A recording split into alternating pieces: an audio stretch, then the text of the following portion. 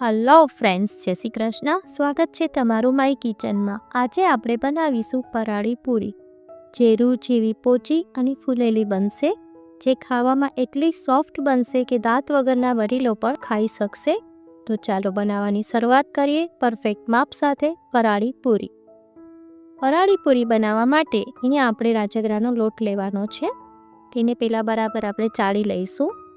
જો તમને આજની રેસીપી ગમે તો મારી ચેનલને લાઇક કરજો, તમારા ગ્રુપમાં શેર કરજો અને માય કિચનને સબસ્ક્રાઈબ કરી દેજો અને બાજુમાં આવેલા બેલ આઇકનને પ્રેસ કરી દેજો, જેથી આવનારા બધા જ નવા વિડીયોનું નોટિફિકેશન તમને મળી જાય.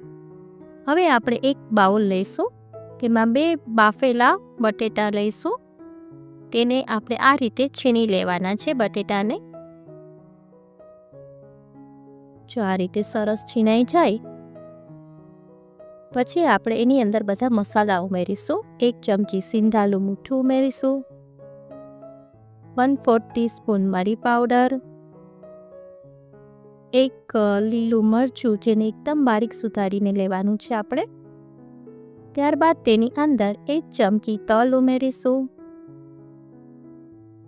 અડધી ચમચી સૂંઠ પાવડર ઉમેરીશું, 1 ચમચી જીરું જેને આપણે અધકચરું ખાંડીને લેવાનું છે, અને ત્યારબાદ તેની અંદર આપણે ધાણા ઉમેરીશું.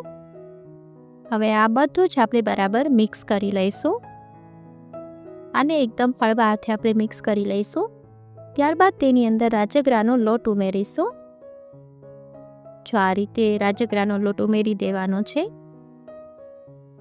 પછી આપણે એનો લોટ બાંધવાનો છે.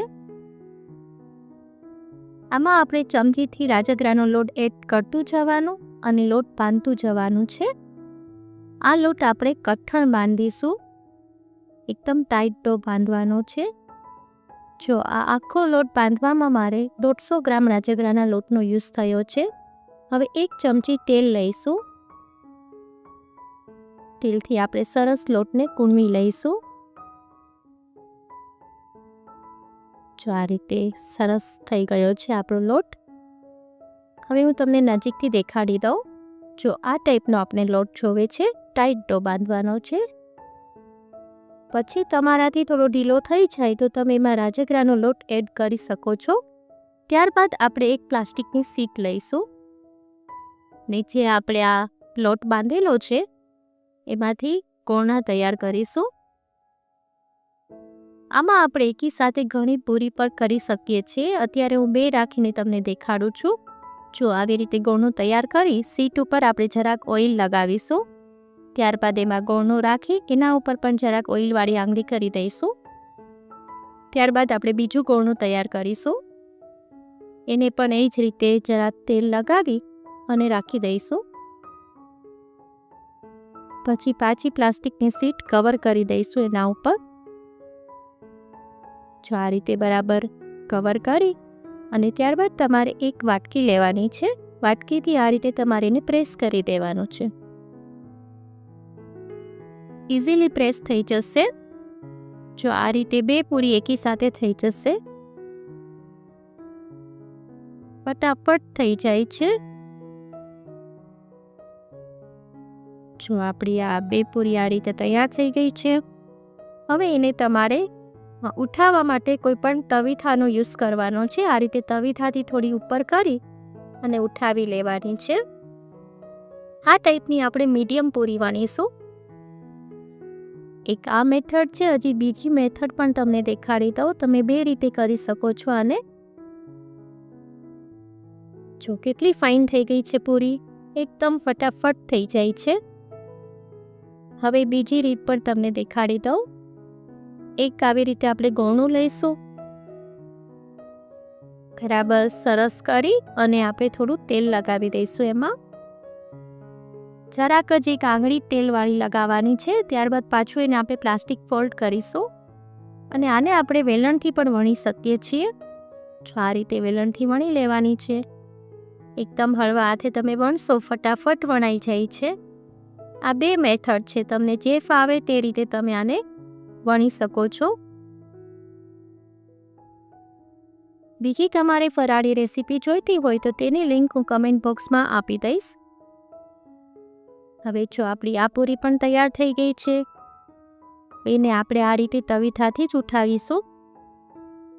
જો કેટલી ફાઇન થઈ ગઈ છે, બહુ ફટાફટ થઈ જાય છે આ પૂરી.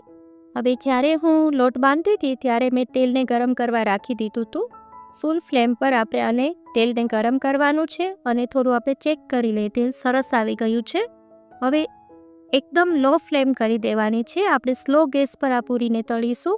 આ રીતે ઉલટી નાખીને તળવાની છે અને જારાથી આપણે એના ઉપર થોડું થોડું આમ તેલ નાખીશું એટલે પૂરી તરત ફૂલી જશે. જો કેટલી મસ્ત થઈ છે, ફૂલીને દડા જેવી થઈ ગઈ છે આપણી પૂરી. ખાવામાં પણ એટલી સોફ્ટ અને ટેસ્ટી બને છે કે આ એક રાજગરાની પૂરી હોય તો બીજું કશું જરૂર નથી પડતી આપણને. જો મસ્ત બની ગઈ છે. મને કમેન્ટ કરીને ચોક્કસ કહેજો કે આજની રેસીપી તમને કેવી લાગી. હજી તમને એક આજે આપણે વણી હતી એ પૂરી છે, એને પણ તળીને દેખાડી દઉં. જો આ રીતે ઉલટી પૂરી પહેલાં નાખવાની, પછી જારાથી આપણે એના ઉપર તેલ છટકારવાનું એટલે પૂરી એકદમ ફૂલી જશે. જો કેટલી મસ્ત ફૂલી ગઈ. એને આપણે સ્લો ફ્લેમ પર જ કરીશું એટલે અંદરથી પણ એકદમ સરસ તળાઈ જાય. જો આપણી પૂરી તૈયાર થઈ ગઈ છે.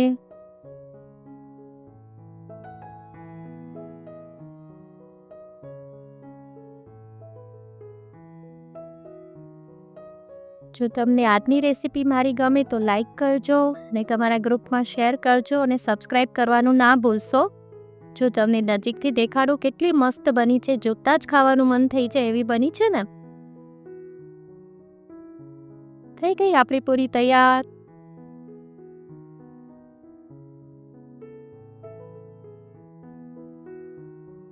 ફરી મળીશું એક નવી જ રેસીપી સાથે. Till then bye bye.